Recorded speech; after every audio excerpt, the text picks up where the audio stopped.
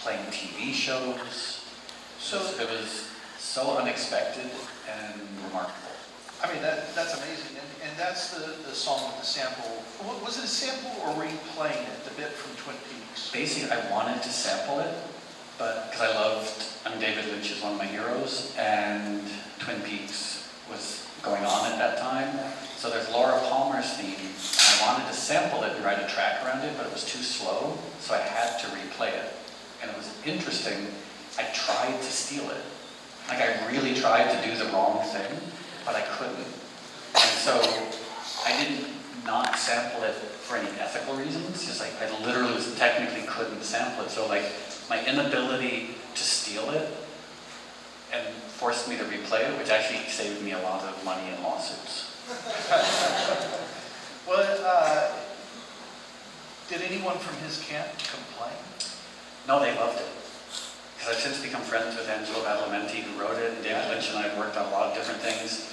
And no, according to them, they loved it. All right, They thought it was like, because it was very respectful of what they had done. So, at this point, you sold a million records. Did you have a manager? Was it just you and the record label? What was kind of the group of people you were growing around you? I mean, or was it just you? I started working with a manager in the UK, and I had my label in New York, and then things with the label in New York didn't work out, and so I left them. So what happened with Instinct? Was it you weren't getting paid, or was it just simply they wanted you to just do one thing, you wanted to do different things? It was a variety of legal stuff. Basically, the contract that they had given me was a contract, I think, that they had found in an archive from 1965. Right. With literally a 6% royalty rate. Wow. Where they had 50% of my publishing. It was just, Yeah. I would have signed anything. Yeah. So then we had a couple of years of me sort of extricating myself from that. Right. And so sorry, I was trying to think how to put it. So with Instinct, did you just stop and then, or was your contract done with them so you could move on? No, we spent 2 years where I had left a bunch of tapes in their office. Because in addition to They just kept putting them up. well, I was their musician, but I also literally cleaned the office, brought things to FedEx and UPS. So I left everything in their office, and they copied all the tapes I left there. And so while we were in court fighting, they were also releasing records of mine. Wow. Wow. And, it's not, in the grand scheme of things, it's not that bad. Yeah.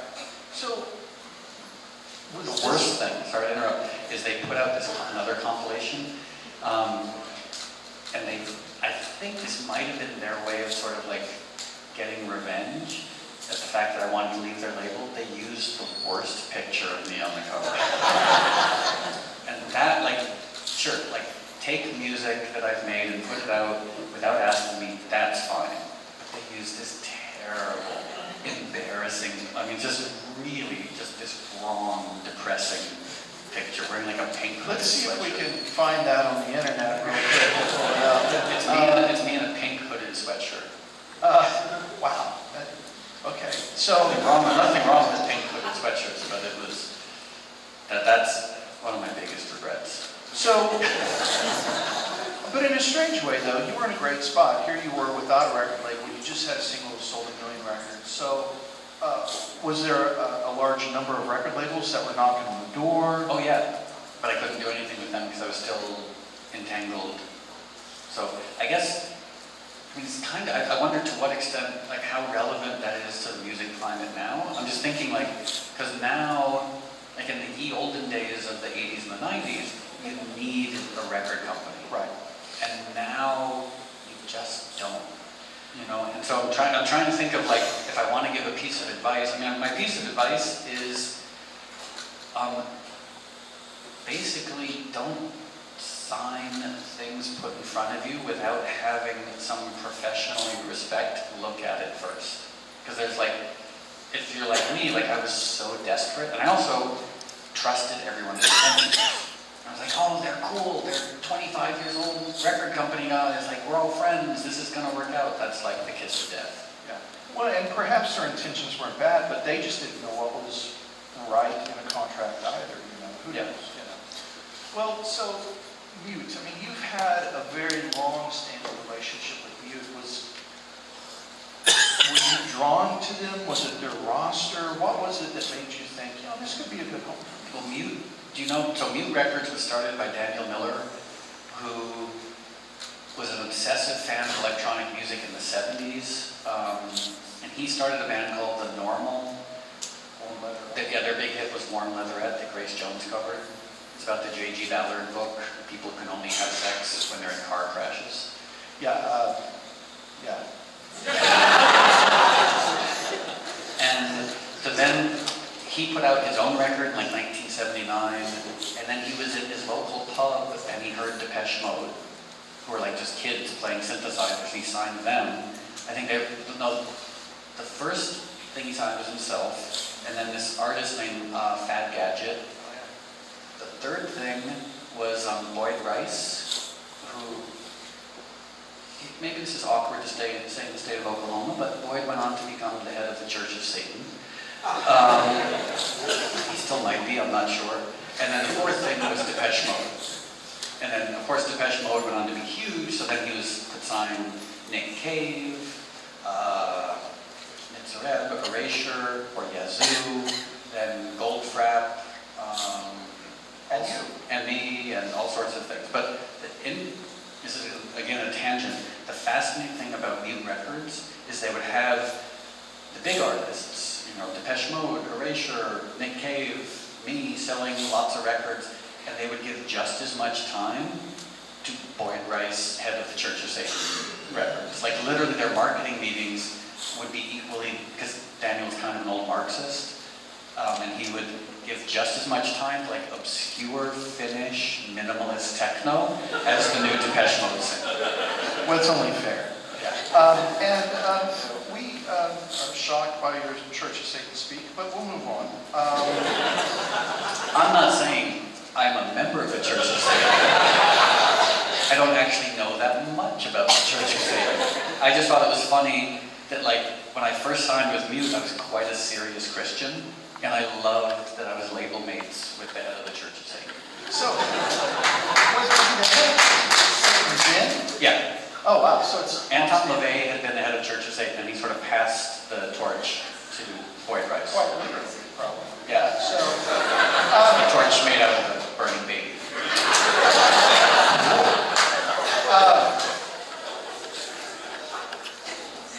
Getting a little scared, but we'll move on. Once again, We've managed flaming lips for a long time. I realize that any of this is too tough.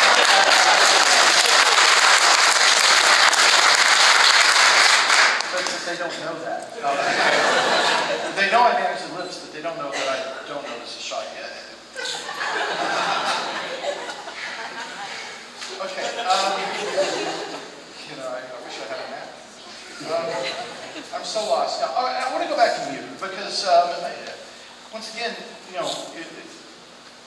did Daniel approach you? Was it a label you? Oh no, I kept approaching him, and he kept saying no. Mainly because he was in the UK and I was in New York. And then finally my persistence paid off and I signed with Mute. And I also signed with Elektra Records here. And then in 1995 I put out this album, Everything Is Wrong. And it was kind of like everything coalesced perfectly. That was when I first met you tangentially in 1995 because it was this amazing year. We were talking about this backstage, I ended a long relationship that was awful and dysfunctional. I'm sure you've all had them. You know where like every conversation starts with the word so? Like you know you're in the wrong relationship when everything's like so. And you try to make it long to avoid the fact you have nothing to talk about. So like, so how was work today? Oh, it's okay. Oh, please talk to me. So the relationship ended, and I put out this record, Everything Is Wrong, which was a really, weird record. I mean, it had classical music, it had rave songs, it had experimental electronic music, it had punk rock songs, it had ballads. Like, it was such a weird, eclectic record. And then I went on, did Lollapalooza with Beck and Pavement and Cypress Hill and all these weird people and Sonic Youth, and then toured with the Flaming Lips and the Red Hot Chili Peppers, and I started drinking again after 8 years of sobriety, and it was like one of the best years of my life. And then it all went wrong.